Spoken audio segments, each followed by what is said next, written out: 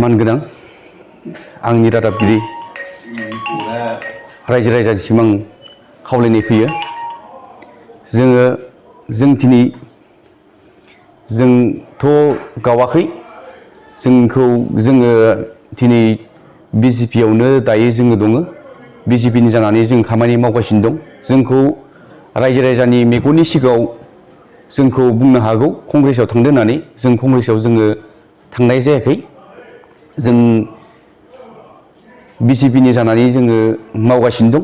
जोंखौ रायजो राजानि सिगाङाव मेगन खोबथेनानै जोंखौ कंग्रेसआव थांदो होननानै जोंखौ बिदि साननाङा। जों थाङाखै।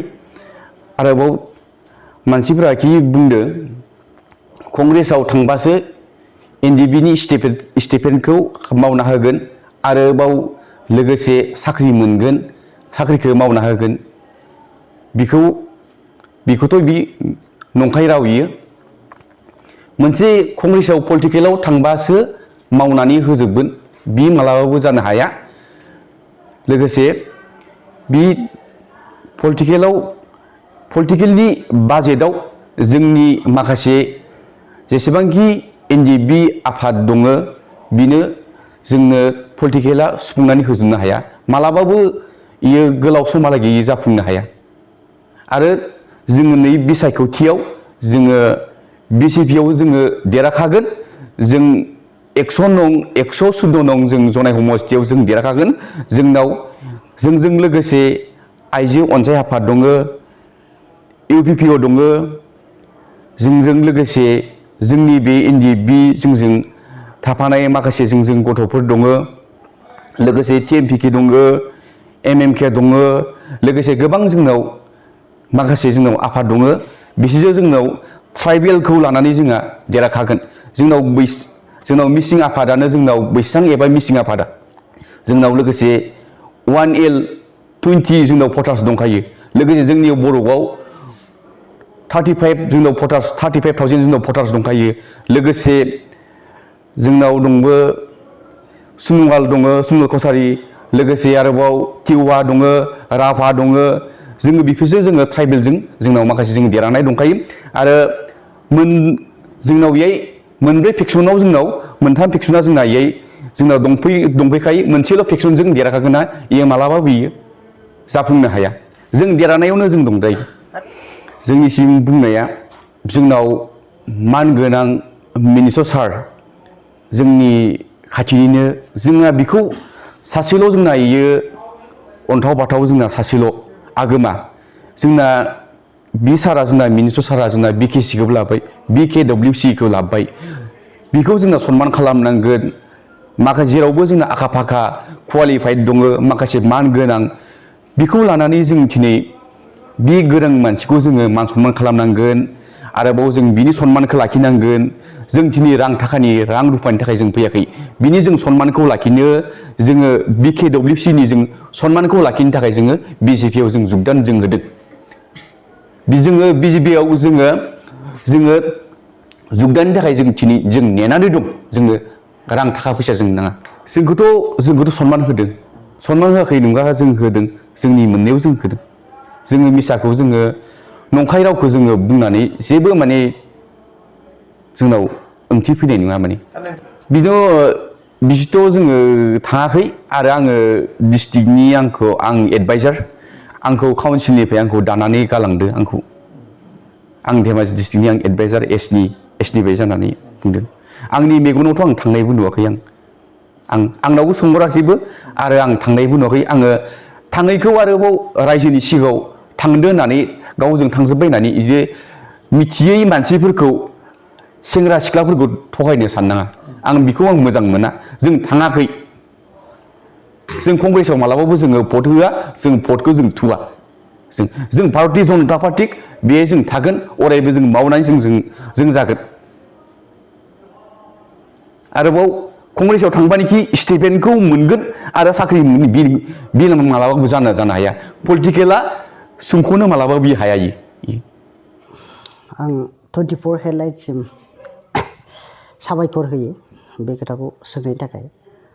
दिनै हाग्रायाव थांफिननायनि खोथाखौ बुङोब्ला जोंहा कासार बिथाङा लासिं सिं खोथा मोनसे आङो मोनदों आरो जोंनि बे जोंहा जिथुनाखि जोंनि दिनै बेयाव बहुत माने समयसाखौ बियो दिनै गाज्रि खालामदों होननानै आं बुंदों। जेनेबा ओरैबायदि जादों दे जोंहा जे कासारा आं बेखौ बुंजानो बादोंमोन सब खोथाखौ कासारा जोंहा बिथाङा बुंबाबो मोजां मोनगौमोन। बे दिनै हाग्रानि खोथाखौ बुंनायनि थाखाय आंनि बिखाया बहुत गावदों आरो बेजों बियो राजनितिक गेलेनाङा। मानसिनि जिउआ ओरैनो नङा, खोथाफोरा ओरैनो जेबोआनो गैखाथारला। आं जिबायदि नुदों बेनाव खोथा जेबो गैला। दिनै बिमा माहारिया देग देग दिनाहारि जालांबाय, खि ओंखारलायनाय गाजाबाय, सोरबा नाङा फाङा बुजाबाय, जेलाव सोजाबाय। दिनै बेफोरखौ आरो कासारा माने बोखांफिनबावनो नागिरदों बादि आं नुहुरदों। आरो पलिसि राजनितिआव किसुमान जोंनि बे जिउनि जारिमिनखौ बाराद्राय गोख्रोङै बुंना होननानै आं बिथांखौ सानो आरो पलिटिक्सखौ बिथाङा गेलेयोबा गेलेथों। आरो बिथांजोंथ' रावबो मानसियाबोथ' एसेग्राब थांखायाखै आं बेखौ मिथिदों। गावहासो माने दाख्लै लिडार स्टेपाव दानाय समाव जिथुनाखि बियो भटखौ मोनबाय नालाय, लिडारखौ दाबाय नालाय, बे सिस्टेमाव बेजों खावसे ओरैनो 10-12 जनसो थांनानै दंहैयो आरो बिथांजों। जों केम्पिंआव नुदों गारि गंसेयाव 10 जनल'सो थायो, बेजों गारि गंसेयाव 10 जनल'सो केम्पिं खालामगासिनो दं। आरो बेनाव बुरजा मानसि थायोबाथ' बिराद मानसिजों थांफागौमोन। दिनैथ' 10 जननि दं गैया आरो बे गारि फिसाया 10 जना बहुत खस्थ' जायो। दिनैथ' जोङो आफादनि थ्रुयै जोङो ओंखारनो बादोंमोन, खिन्थु जोङो दिनै कासारनि जिथुनाखि किसुमान सभाब चरित्रखौ नुनानै जोङो ओंखारनांगौ जादों। दिनै जोंहा मानाव गेदेर जोंहा मिनिस्टार सारा दिनै जोंखौथ' जिबायदि अनबोदों, जों बेखौ कासारा बुंदों दिनै गावखौ अननांगौ होननानै। जों दिनै मिनिस्टार सारनि बाख्नायनायखौ जों सानसेबो जों बुंफेराखै। दिनै जोंखौ मोनसे मिटिं खालामोबा जोंखौ गोदो जोङो साइकेलजों आथिंजों थांनांगौमोन मोनसे मिटिङाव, दिनै जोंखौ मिनिस्टार सारा जोंखौ दिनै मोनसे न'निफ्राय गारि होनानै मटर होनानै आरो मिटिंखौ सियार मोजाङाव जिरायहोनानै दिनै जोंखौ ओरैबायदि ओंखाम खुरनानै जाहोबावो। आरो जोंखौ आरो समाजाव फरायनायनिफ्राय मानिफ्राय गासिबो बिजोंखौनो बिसोरो नायबिजिरनायखौ आं नुदों। गाज्रिथ' समाजथ' जेबो मावाखै बेयाव, आरो होननोबो जेबो गैया। दिनै आफादनि मोनथाय मोननो गैया, बेखौ जोङो मिनिस्टार सारखौ लानानै जोङो गाज्रि रायोब्ला जोंहा लासिं सिंनि खोथा फैयो। जोंनि बर' समाजनि दिनै जाखांफुनाय जोंहा मान सनमान सानजारि नोगोराव जोङो दिनै सासे जोंहा मोजां सिफ मोनदों, जों बाख्नायजाथाव बे खोथाखौ। मेसेजआ बेनो दिनै सासे मोजां खामानि मोननो गोनांबा रोंगौथि नांगौ आरो जौगाथि मोनसे लेभेलाव बुंनो थाङोबा गिदिर लेभेल नांगौ। बेखायनो आं बेखौनो बुङो, जोंहा दा गेदेर लेभेलनि थाखाय जोंहा दा जेबो गैथ'वा। नै दासो जोंहा फरजायाव फैदों आरो बारा गोबाव जायाखै, जों बेखौ नेथ'नो हानांगौमोन। दा जिथुनाखि जोंहा बे फरजायाव फैगासिनो दं, जों बे फरजासिम जोङो जुदि बोसोरनै बोसोरथामखौ जों जुदि नेनानै वेट खालामनानै जों जुदि मोजां जोंनिसिम जों नायनायमोनब्ला माबा मोनसे निस्सय जागौमोन। एसे गोबावानो थाबोखाबाय आरो नुबोखादों नै दिनै डेभेलपमेन्टआ बेसेसिम गोदोनिफ्राय जाबोगासिनो दं। जोंहा गोदो नांलाय खमलायनिफ्राय जिथु आफाद माहारिनिफ्राय हाथियार लानाय आफादनिफ्राय दिनै सरकारा BJP सरकारा प्लेन मोजां समानै गासिबो उन्दै गेदेर समानै था होननानै दिनै BJP सरकारा मोनसे मेसेज मोजां लाबोनानै दिनै मिलायनाय सुक्ति होदोंमोन। खिन्थु दिनै जों बेलेग बाहेरनि खोथाखौ जों बुंनो साना।